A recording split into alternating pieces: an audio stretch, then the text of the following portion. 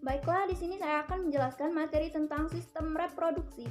Apa sih sistem reproduksi itu? Sistem reproduksi adalah sistem yang memungkinkan manusia menghasilkan keturunan. Sistem ini melibatkan organ reproduksi pria dan wanita, hormon, serta proses pembuahan hingga kehamilan. Dalam materi ini, kita akan mempelajari organ-organ reproduksi, fungsi-fungsinya, dan bagaimana kehamilan dapat terjadi. Yaitu organ reproduksi pada pria. Organ reproduksi pada pria berfungsi menghasilkan dan menghantarkan sperma. Yang pertama ada testis, fungsi utama menghasilkan sperma dan hormon testosteron. Terdapat di dalam skrotum agar suhunya lebih rendah 2-3 derajat Celcius dari suhu tubuh. Penting untuk pembentukan sperma. Yang kedua ada epididymis, yaitu saluran panjang di atas testis tempat sperma matang dan disimpan sementara. Yang ketiga ada vas deferens, mengalirkan sperma dari epididymis menuju uretra saat ejakulasi. Yang keempat ada vesicula seminalis, itu menghasilkan cairan kaya fruktosa sebagai sumber energi sperma dan membentuk sebagian besar volume semen. Yang kelima ada kelenjar prostat, menghasilkan cairan encer yang membantu sperma bergerak dan menetralkan lingkungan asam di vagina. Yang keenam ada uretra, jalur keluarnya sperma dan urin tetapi tidak bersamaan. Yang ketujuh ada penis, organ yang menghantarkan sperma ke saluran reproduksi wanita selama hubungan seksual. Dan selanjutnya organ reproduksi pada wanita. Organ reproduksi wanita berfungsi menghasilkan sel telur, menyediakan tempat pembuahan dan menjadi tempat tumbuhnya janin. Yang pertama ada ovarium atau indung telur, menghasilkan ovum atau sel telur dan hormon estrogen serta progesteron.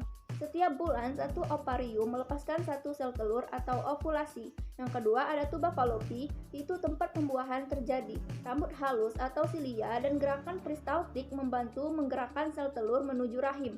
Yang ketiga ada uterus atau rahim, tempat janin tubuh. Dinding dalamnya disebut endometrium yang akan menebal sebagai persiapan implantasi.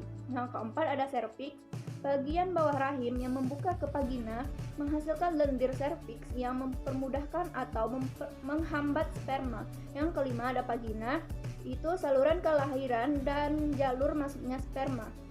Dan selanjutnya ada proses terjadinya kehamilan.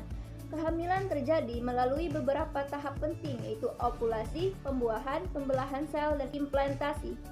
Yang pertama ada ovulasi atau pelepasan sel telur, terjadi sekitar hari ke-14 pada siklus menstruasi 28 hari. Ovarium melepaskan satu ovum yang kemudian masuk ke tuba Fallopi. Umur sel telur hanya 12-24 jam setelah dilepaskan. Yang kedua yaitu masuknya sperma. Setelah ejakulasi, jutaan sperma masuk ke vagina. Hanya sebagian kecil yang mencapai tuba Fallopi. Sperma dapat bertahan 3-5 hari dalam tubuh wanita. Yang selanjutnya ketiga adalah pembuahan atau fertilisasi. Itu terjadi di ampula tuba Fallopi. Satu sperma berhasil menembus membran sel telur, itu terbentuk zigot. Zigot membawa kombinasi gen dari ayah dan ibu. Dan yang keempat yaitu perkembangan zigot dan perjalanan menuju rahim. Zigot mulai membelah menjadi 2, 4, 8 hingga ratusan sel.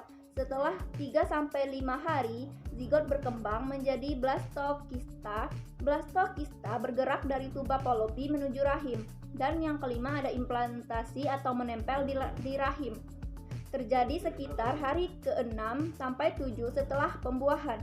Blastokista menempel di dinding endometrium yang tebal dan kaya pembuluh darah.